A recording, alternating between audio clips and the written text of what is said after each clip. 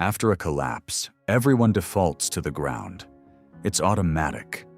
The ground is where you walk, where you sleep, where you store things, where you build things. Your entire physical relationship with the world happens at street level. When you think about surviving, you think about what's around you, the buildings, the streets, the stores, the people, all of it at eye level.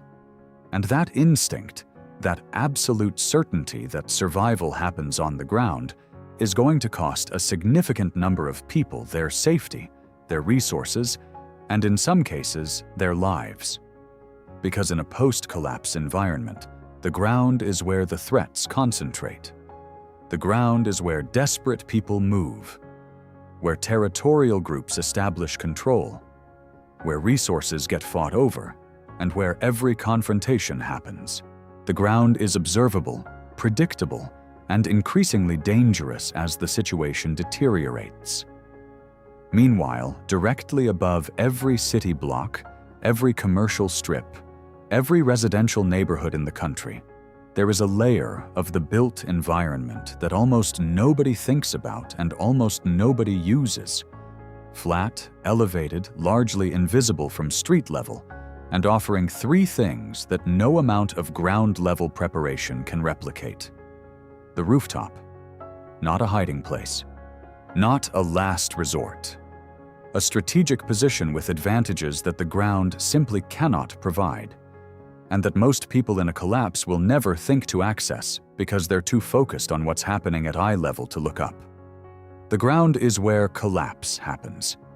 Every resource conflict, every checkpoint, every confrontation between desperate people is happening at street level, because that's where the resources are visible, where movement is channeled, and where human attention naturally concentrates when things go wrong. A rooftop removes you from that layer entirely, not by hiding you, not by making you unreachable, by elevating you above the plane where the majority of collapse-related threat operates, and simultaneously giving you a set of capabilities that only exist when you're above everything else. Three things, none of them available at ground level. All of them present on every rooftop in every city in the country. For one, observation and information. Advantage on the ground, you react. You move through a street and encounter what's there. A checkpoint, a confrontation, a crowd, a resource someone else is already controlling, with no advance warning and no time to make a decision before you're already in the middle of it. From a rooftop, you see what's coming before it arrives. The average rooftop on a 3 to 4 story building in a standard urban or suburban environment provides a line of sight of 400 to 600 meters in every direction. And in areas with lower surrounding structures, significantly more. That's 4 to 6 city blocks of observable terrain in every direction from a single elevated position. What that means operationally is the difference between information and reaction. From a rooftop, you can observe the movement patterns developing on the streets below before you descend into them. You can identify where groups are concentrating, which routes are actively being monitored, which direction foot traffic is moving, and what the general activity level is in the surrounding area, all before committing to a direction of movement.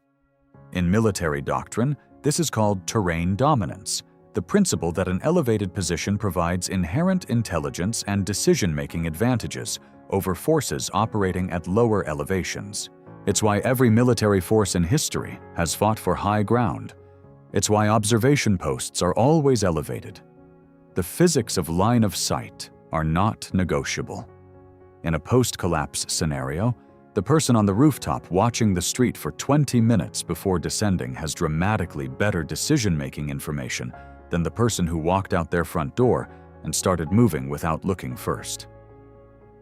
In conditions where one wrong turn puts you in the middle of a territorial confrontation you didn't know existed, that information gap is not an abstract advantage. It's the difference between a safe route and one that isn't. At night, the advantage compounds. Light sources visible from elevation, fires, lanterns, flashlights, Reveal occupied positions, active groups, and movement corridors in a way that's completely invisible from ground level where buildings block sightlines. A rooftop at night is a surveillance position with no equivalent at street level. I've spent more time on rooftops than most people would find comfortable. You notice things from up there that nobody moving on the street below has any idea you're seeing. That asymmetry is useful, more useful than most gear. Secret 2. Invisibility and low threat profile. In a collapse scenario, threat moves toward resources. Desperate people, organized groups, anyone operating opportunistically, all of them move toward where the resources are visible and accessible. Stores, houses, vehicles, anything at street level that signals occupancy, supply, or value. Nobody moves toward rooftops. Not in the first weeks, not in the first months. Because rooftops don't look like resources to people operating in crisis mode at street level. They're not visible from the primary threat vector, the street. They're not part of the mental map that most people use to navigate resource acquisition. And accessing them requires effort. Finding a way up, climbing, committing to a position that isn't instantly escapable, that most opportunistic actors won't invest when there are easier targets at ground level. This is not speculation. It's a consistent pattern in every documented urban collapse scenario. During the 1992 Los Angeles riots, 6 days of widespread civil unrest, looting, and arson across 50 square miles of urban environment, rooftop positions held by Korean business owners in Koreatown became some of the only commercial properties in the affected area that were not looted or burned. Not because those positions were heavily armed fortresses, because rooftop presence created a deterrent profile that street-level targets don't have. Visible, elevated, observing. The threat profile of a rooftop position is fundamentally different from the threat profile of a ground-level position in ways that matter when you're deciding where to establish a base of operations. A house at street level signals occupancy through a dozen visible cues. Lights in windows, movement near doors, vehicles in the driveway, sound carrying through walls. It's observable from the street. It's approachable from multiple directions simultaneously. And it has entry points, doors and windows that are designed to be opened from the outside. A rooftop position has one primary access point, the stairwell or ladder, that can be monitored and controlled. It has no street-facing windows. It produces no visible light signature at street level if managed correctly, and it requires anyone approaching it to commit to a vertical movement that is both physically demanding and tactically exposed. The ground is where you're visible. The rooftop is where you're not. That asymmetry has tactical value that no amount of ground-level fortification can replicate. 3. Physical resources that only exist up there. This is the part most people don't think about at all. A rooftop is not an empty flat surface. It's an infrastructure layer that was built specifically to house the mechanical and electrical systems that serve the building below. And in a collapse scenario, those systems represent a concentration of materials and resources that are completely absent at ground level and completely overlooked by anyone focused on what's happening on the street. Water storage. Most commercial and residential buildings above 3 stories have rooftop water tanks, gravity-fed storage systems that maintain water pressure in the building's plumbing independent of municipal pump pressure. A standard rooftop tank for a mid-size commercial building holds 5,000 to 10,000 gallons of treated municipal water. That water entered the tank before the grid failed. It's still there. It's sitting in a sealed tank at elevation, gravity-fed, accessible through the building's plumbing, and completely unknown to everyone on the street below who is fighting over bottled water. In New York City alone, approximately 17,000 rooftop water tanks are currently holding water across the city's building stock. each one a sealed reservoir that the ground-level population has no awareness of and no access to from the street. Solar infrastructure.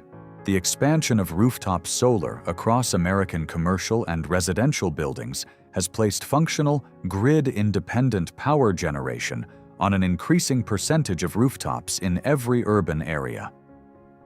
A rooftop solar installation continues producing electricity the morning after the grid fails, because it was never dependent on the grid for generation, only for export.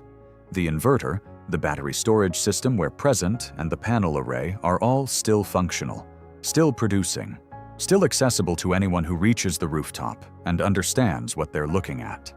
HVAC and mechanical infrastructure.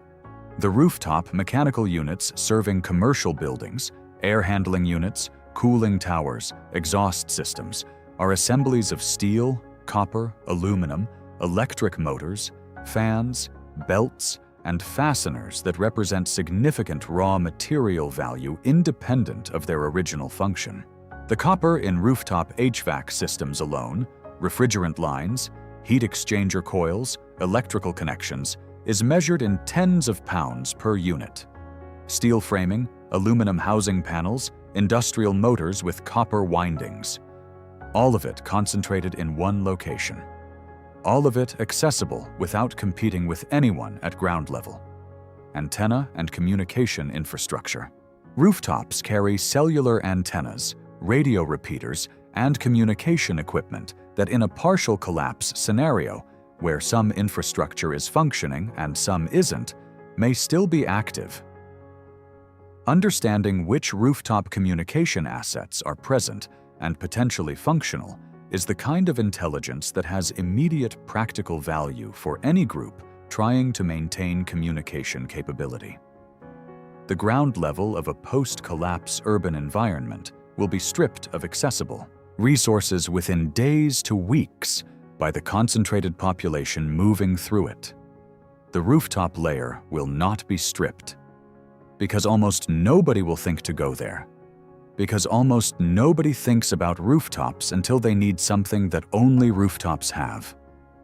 The ground is where everyone is, which is exactly why it becomes the most contested, most dangerous, most resource-depleted layer of the post-collapse environment within the first weeks. Every checkpoint, every confrontation, every looted shelf and contested water source is happening at street level, because that's where everyone's attention is, where everyone's movement is, and where everyone's threat assessment is focused. The rooftop is none of those things. It sees the ground without being part of it. It holds resources that the ground doesn't know exist. It presents a threat profile that the ground can't easily reach. 3 advantages, none of them available at eye level. All of them on every rooftop in every city in the country. The ground belongs to whoever controls it. The rooftop belongs to whoever thinks to use it. Most people won't think to use it.